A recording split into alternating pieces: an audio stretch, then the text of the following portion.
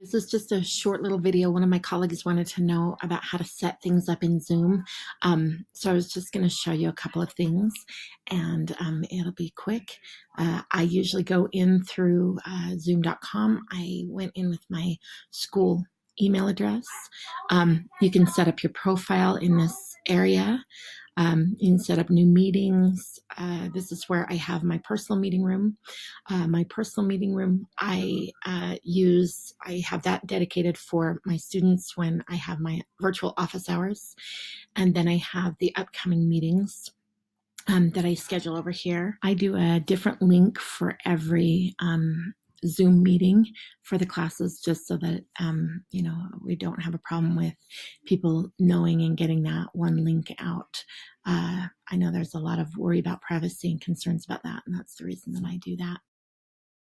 I've noticed that if you don't have certain features set up in the settings, you can't create them right here. For example, you can't do the pre-assigning of the breakout rooms if you don't have it set up. And the place that you go to set that up is just right here in the settings. And this is where you can do the features that will help make your room secure.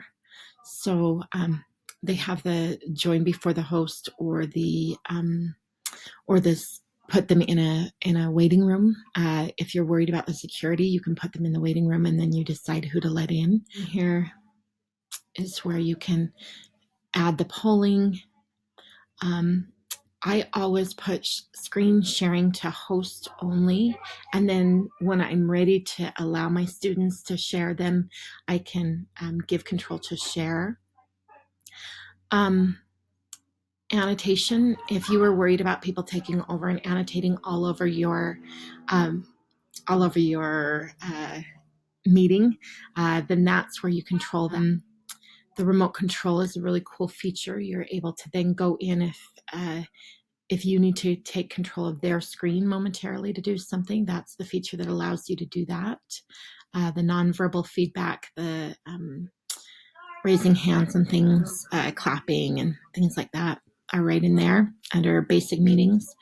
And then the breakout rooms is where you can set that up ahead of time. You'll have to put it into a spreadsheet and kind of make those decisions if you're going to be having them in groups for the whole entire semester. I was going to do that, but with such a short turnaround time this semester, I don't think I'm going to have them working in groups, in long-term groups for the whole semester. This is the closed captioning, so I like to put this feature on. If I'm recording, then it will have what we've written to the side.